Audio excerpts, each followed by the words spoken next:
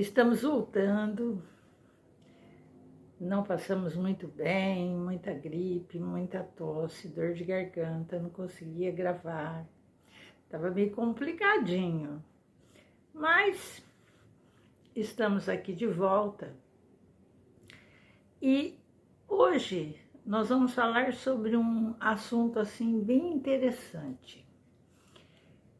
Outro dia me perguntaram até que idade o médium trabalha?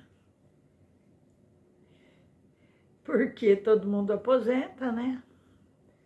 Mas será que pela idade o médium pode ter esse privilégio de parar? Ou ele pode ter a perda ou a suspensão da mediunidade? Lembrando bem, Chico Xavier, que nasceu em 1910, ele trabalhou até 92 anos, até o seu falecimento em 2002. Divaldo Franco está aí, continua trabalhando mediunicamente. Hoje ele tem 96 anos de idade e ele nasceu em 5 de maio de 1927. E tem vários outros médiuns já com idade avançada que estão trabalhando. Portanto, nós esperamos que todos os médiuns assumam os seus trabalhos e ajudem a todos que deles precisarem. É lógico que conforme a pessoa vai ficando mais velha, às vezes fica doente, um reumatismo, um tratamento de saúde, dá uma paradinha, mas parar, não para. Agora, se o médium quiser ter um alívio futuramente, tanto na vida espiritual como na nova reencarnação, todos têm que assumir os seus trabalhos aqui na Terra, ajudando a todos que deles precisarem. Só assim ele terá um grande alívio futuramente. A idade não tem nada a ver com a perda da mediunidade, mas existem alguns poréns que pode ter a perda ou a suspensão da mediunidade. Eu sou a Silvia Coelho Matos e o nosso assunto hoje é: quando existe a perda ou suspensão da mediunidade? A perda ou suspensão da mediunidade está lá no Livro dos Médiuns, no capítulo 17, segunda parte, na questão 220. E vamos abordar alguns itens aqui para vocês perceberem a responsabilidade do médium e o que é que ele não está fazendo, para que ele corra esse risco de perder a sua mediunidade ou ficar paralisada, né? Sem os espíritos chegarem perto para dar comunicação. Então, quando o médium passa a ter a mediunidade para interesses pessoais, materiais e frívolos, quando ele começa a cobrar por consulta mediúnica, quando ele começa a chamar os espíritos a qualquer hora, em qualquer lugar, para psicografar uma consulta para alguém, arrancar tesouros escondidos, etc. Quando o médium não aproveita nada do que os espíritos aconselham, não lê, não estuda, não faz nenhum curso, não se aprimora, não faz caridade, nem preces faz, ou esporadicamente, ele não evolui, ele não se melhora, ele não tem moral. Quando os espíritos falam numa mesa mediúnica do seu sofrimento, das suas dores, da situação em que está, o médium sempre acha que é para os outros que o espírito está falando. Na verdade, ele está falando também para o médium e para todos. É como se o espírito estivesse dizendo: olha o que eu fiz de errado no passado. Olha o tamanho do meu sofrimento. Não faça igual. Não faça assim também. Quando o médium se torna vaidoso, ele é o fulano de tal, ele sabe tudo sobre a mediunidade, ele é procurado pelos espíritos puros, celestes, ele já aprendeu tudo, ele não precisa estudar mais o espiritismo, muito menos a mediunidade. Será? Todo mundo lhe procura, só querem tomar passe com esse médium. Isso pode se tornar muito perigoso. Quando o médium está adoentado, que ele precisa de um repouso para o seu corpo físico debilitado, a mediunidade, nesse caso, ela pode ser suspensa para que o físico do médium não seja tão afetado, já que a aproximação dos espíritos provocam uma certa agitação no corpo físico do médium. As mulheres grávidas, por exemplo, devem trabalhar na mesa mediúnica no máximo só até os 6 meses de gestação. Quando a pessoa fez um compromisso com os mentores para ser um médium e recuperar os irmãos que ele mesmo jogou na lama, então esse médium estuda muito, se aperfeiçoa, trabalha por um bom tempo e depois simplesmente abandona a mesa mediúnica. Os mentores se afastarão dele, é óbvio, pois eles precisam trabalhar e não são totalmente evoluídos. Em compensação, o médium fica com os irmãos que ele mesmo prejudicou. Que maravilha! Vão esfolar este pobre médium, não há ninguém para trabalhar.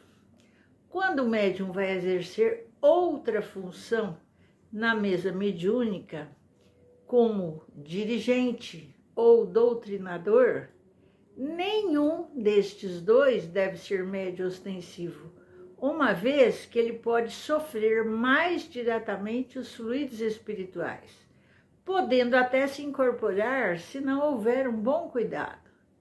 Então, nestes casos, a sua mediunidade ostensiva pode ser suspensa, embora alguns possam continuar os seus trabalhos de recepção normalmente.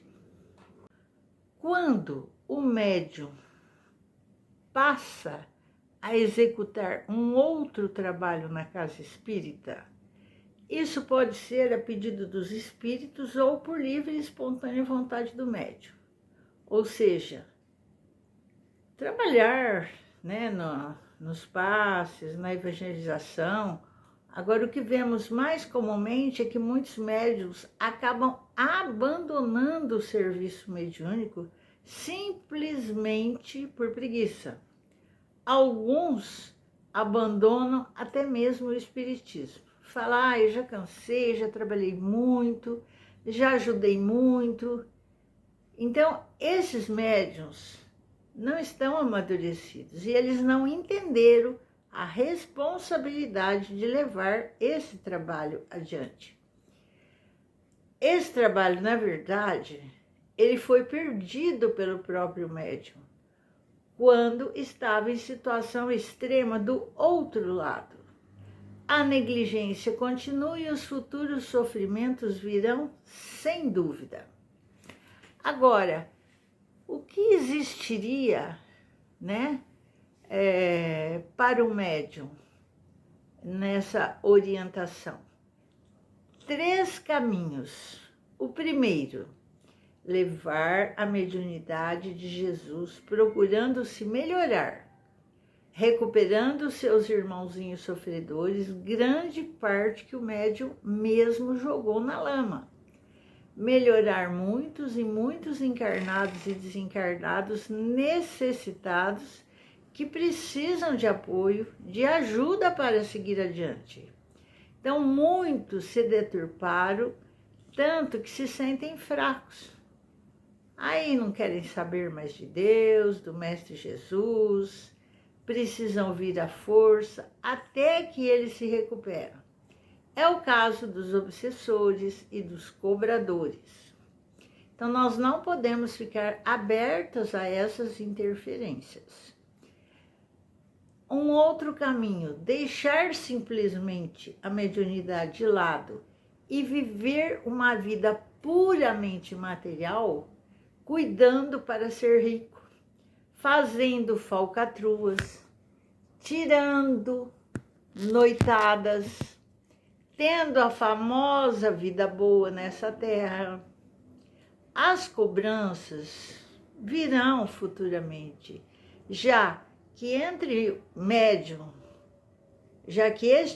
ele está se entregando aos seus antigos comparsas e reunindo mais alguns que estão perdidos por aí.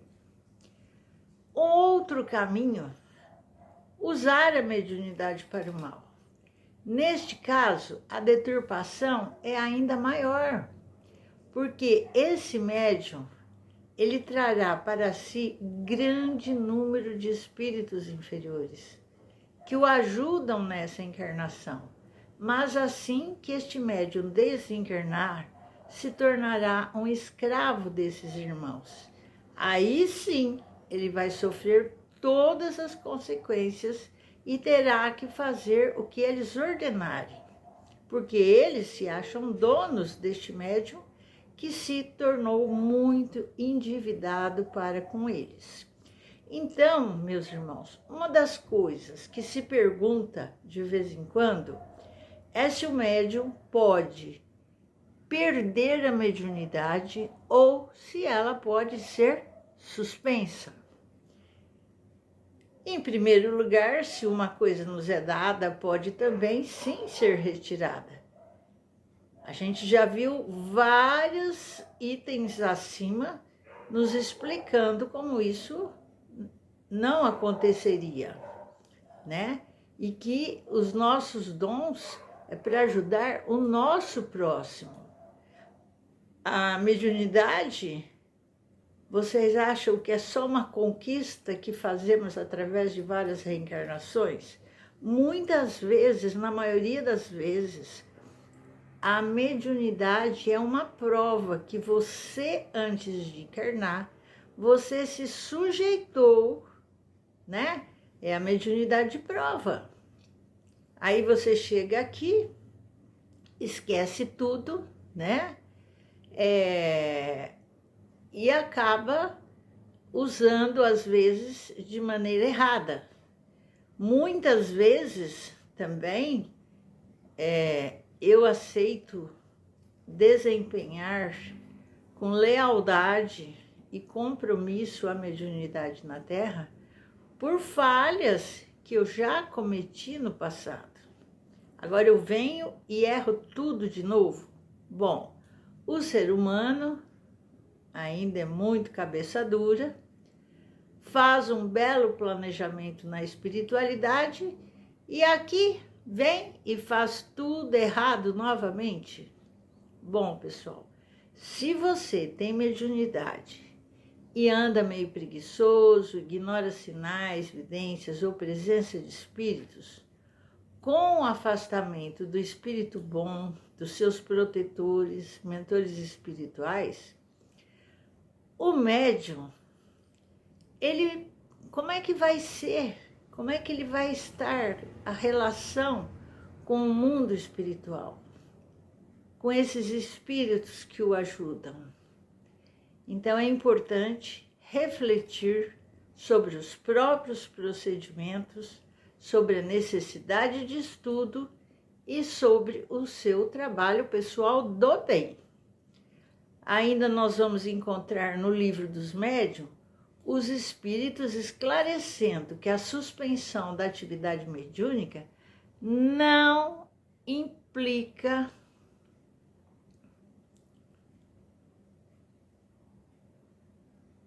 no afastamento dos espíritos amigos.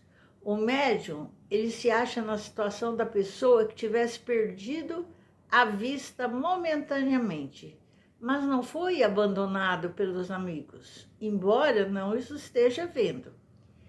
Se a falta da mediunidade pode privá-lo das comunicações por meio material, com certos espíritos não o priva das comunicações mentais. Acrescentam ainda que nem sempre a suspensão é uma censura, pois ela pode ser uma demonstração de benevolência e que o médium deve consultar a sua consciência, perguntar a si mesmo que uso ele tem feito de sua faculdade, que bem tem resultado disso para os outros, que proveito ele tem tirado dos conselhos que lhe deram, e saberá distinguir a censura da ação benevolente. Allan Kardec, ao identificar o caráter da missão conferida à mediunidade, perguntou aos espíritos por que Deus a designa a homens imperfeitos e não aos homens de bem, sendo que eles responderam que são os imperfeitos que necessitam para se aperfeiçoarem e para que tenham a possibilidade de receber bons ensinamentos. Bom, podemos concluir que ante a constatação de que se é portador da mediunidade, o indivíduo tem o direito de consultar o seu livre-arbítrio, decidindo-se entre assumir o seu exercício ou não. Se optar pelo exercício mediúnico, ele deve investir no seu aperfeiçoamento moral. A mediunidade, ela não constitui obstáculo na caminhada do seu portador, porém não é uma aquisição apressada que se obtém por meio de facilidades humanas. Quando aceita com alegria e responsabilidade, transforma-se em instrumento de crescimento e evolução, pois encaminha o médium ao trabalho com Jesus. Então ficou claro, né, a responsabilidade do médium não fazer nada pela metade. Então, se você está cansado, está doente, está indisposto, a espiritualidade, os seus espíritos guardiãos, os seus guias, eles entendem isso. A hora que você melhorar, você retoma o seu compromisso assumido. Você pode não trabalhar igual você trabalhava lá atrás, quando era jovem, mas você já aprendeu muito, já ajudou muita gente. Então, não pode, de repente, parar tudo. Não ajudar mais ninguém e nem se ajudar, né? Então, a mediunidade é de extrema responsabilidade de todos nós.